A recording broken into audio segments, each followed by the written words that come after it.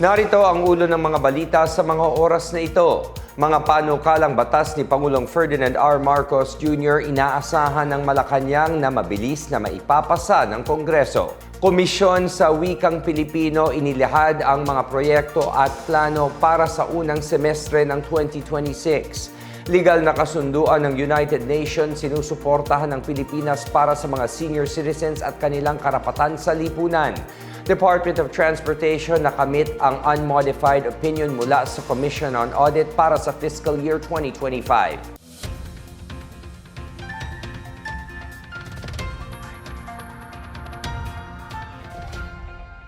Ako si William Theo para sa PNA Headlines. Tiwala ang Malacanang na mabilis na maipapasa ng Kongreso ang mga panukalang batas na prioridad ni Pangulong Ferdinand R. Marcos Jr.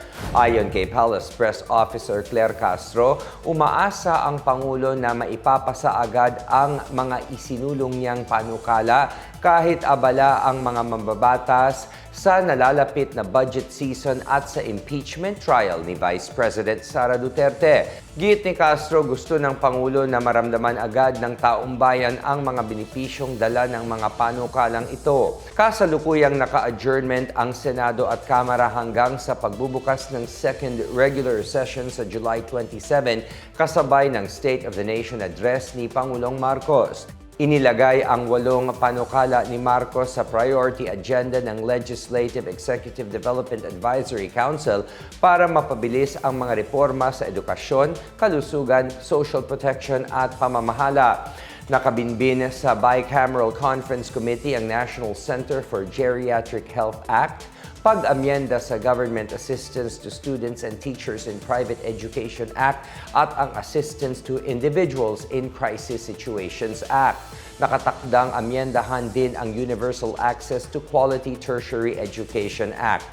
Hinihintay sa Malacanang ang pagpirma ng Pangulo sa Last Mile and Geographically Isolated and Disadvantaged and Conflict-Affected Area Schools Act. Inisponsor naman sa plenaryo ng Senado ang pag-amyenda sa Masustansyang Pagkain para sa Batang Pilipino Act. Samantala, aprobado na sa ikatlong pagbasa sa Kamara ang Anti-Political Dynasty Bill at Presidential Merit Scholarship Program at parehong dinala na sa Senado. Ibinahagi ng Komisyon sa Wikang Filipino or KWF ang kanilang mga nagawang proyekto at mga programa para sa pagpapaunlad ng wikang Filipino at mga katutubong wika sa ginanap ng Kapihang Wika sa auditorium ng Philippine Information Agency sa Quezon City ngayong araw, Hulyo 15. Pinangunahan ang talakayan ng mga tagapangulo ng KWF na sina Chairperson Marites A. Barriostan, Commissioner Benjamin M. Mendillo Jr. at Commissioner Carmelita C. Abduraman. Layunin ng pagtitipon na magsilbing bukas na espasyo sa pakikipag-ugnayan upang maging inklusibo at madaling maunawaan ng bawat Pilipino ang wika saan man dako ng bansa. Kabilang sa mga tinalakay ang pagsasalin ng Miranda rights sa Filipino Sign Language, mga tuntunin sa paggamit ng Artificial Intelligence o AI at ang paglulunsad ng programang Tara Na sa radyo kung saan tinatalakay ang pagpapaunlad ng wikang Filipino at iba pang wika sa Pilipinas. Binigyan diin ng kagawaran na ang AI ay katuwang lamang at hindi pamalit sa pagpapaunlad ng wikang Filipino. Ipinaalala rin sa publiko na laging kumonsulta sa opisyal na diksyonaryo ng KWF para sa tamang salin at paggamit ng mga salita. Pinaigting ng Pilipinas ang kampanya para sa mas matibay na pandaigdigang proteksyon para sa mga senior citizens. Sinuportahan ng bansa ang paggawa ng United Nations o UN ng isang legal na kasunduan na kikilala sa mga nakakatanda bilang may karapatan at hindi lamang bilang benepisyaryo ng serbisyong panlipunan. Inirepresenta ang Pilipinas ni National Commission of Senior Citizens or NCSC Chairperson at Chief Executive Officer Maria Merceditas Gutierrez sa ginanap na UN Intergovernmental Working Group o IGWG on Older Person noong July 13 sa Geneva, Switzerland. Iginiit ni NCSC Chairperson Gutierrez sa unang sesyon ng IGWG na dapat magkaroon ng komprehensibong pandaigdigang balangkas na titiyak sa karapatan at dignidad ng bawat nakakatandang mamamayan sa lipunan. Hiniling ng delegasyon ang mas matibay na probisyon para sa abot-kayang pampaginhawa, proteksyon ng mga caregiver at inklusibong negosasyon kasama ang civil society at human rights institutions. Kabilang ang Pilipinas, Brazil, Slovenia at Gambia sa mga bansang sumusuporta sa hakbang sa gitna ng inaasahang paglagpas ng populasyon ng 65 taong gulang pataas sa bilang ng mga bata edad 18 pababa sa huling bahagi ng 2070. Tinitiyak ng NCSC na sa patnubay ng Republic Act 11350, patuloy itong makikipagtulungan upang palakasin ang karapatan at kapakanan ng mga nakakatanda sa Pilipinas at sa buong mundo. Nakatanggap ng unmodified opinion ang Department of Transportation mula sa Commission on Audit o COA para sa fiscal year 2025. Ito ang kauna-unahang beses na nakakuha ang ahensya ng nasabing tagumpay sa loob ng 30 taon. Batay sa COA, nangangahulugan ang unmodified opinion na tama, kumpleto at sumusunod sa itinakdang pamantayan ang sinuring financial statements. Nagsisilbing itong patunay sa pagsunod sa direktiba ni Pangulong Marcos na siguruhin ang pondo ng pamahalaan ay napupunta sa tamang proyekto at programa para sa mga Pilipino. Itinuturing bilang isa sa mga ahensya na may pinakamalaking budget, patuloy ang DOTR sa pagsusulong ng transparency at accountability sa paggamit ng pondo ng bayan.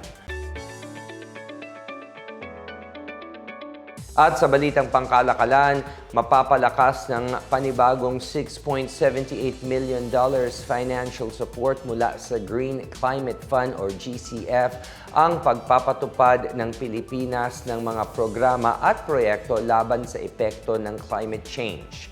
Ayon sa Department of Finance or DOF, nakapaloob ang tulong sa Third Readiness and Preparatory Support Program or RPSP-3 na siyang naglagay sa Pilipinas bilang unang bansa sa Asia na makakuha ng suporta sa GCF sa ikalawang replenishment period ng pondo nito. Nagsisilbi ang DOF bilang National Designated Authority ng Pilipinas sa GCF. Inaprubahan noong nakaraang June 24, naglalayon ang programa na paigtingin ang kakayahan ng bansa na makakuha, makabuo at makapagpatupad ng mga proyektong pangklima alinsunod sa National Adaptation Plan at Nationally Determined Contribution Implementation Plan. Papalakasin din ng RPSP-3 ang koordinasyon ng mga ahensya ng pamahalaan na nakatuon sa climate action, bubuo ng matatag na mga proyekto na batay sa prioridad ng pamahalaan at paunlarin ang knowledge management at monitoring system sa bansa. Naghahanda naman ang DOF sa ikalawang proposal nito sa ilalim ng GCF Country-Driven Readiness Window na maaaring makapagbigay ng hanggang $3 million na dagdag na suporta sa Pilipinas. Samantala, nagsagawa ang Department of Agrarian Reform or DAR ng training tungkol sa climate resilience rice farming sa bayan ng San Fernando sa Romblon. Misyon ng proyekto na magbigay ng dagdag na kaalaman at kakayahan sa mga magsasaka sa makabago, matatag at climate resilient na produksyon ng palay. Pinamagatang AgriWise Advancing Skills for Sustainable and Resilient Rice Production, 50 agrarian reform beneficiaries ang nabigyan ng kasanayan sa pagpapabuti ng kanilang pagsasaka at papaigting ang pagharap nila sa epekto ng pabago-bagong klima. Bukod sa pagsasanay, magpapamahagi rin ang DAR ng farm inputs at mga kagamitang pansakahan bilang dagdag na suporta sa operasyon sa bukid. Ayon kay Provincial Agrarian Reform Program Officer 2 Engineer Rogelio Madarcos, patuloy ang pagbibigay ng pamahalaan ng mga suporta sa mga magsasaka upang mas maging handa ang mga ito sa hamon sa sektor ng agrikultura.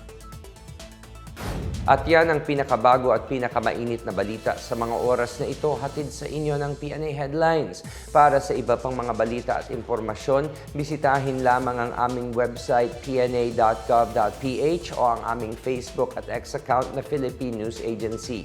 Mapapanood din ang PNA Headlines sa pamamagitan ng link sa website ng News and Information Bureau, sa ilalim ng PNA News at sa YouTube account ng Philippine News Agency. Ako si William Theo at ito ang PNA Headlines, ang hahatid ng mga balitang nagbubuklod sa bagong Pilipinas.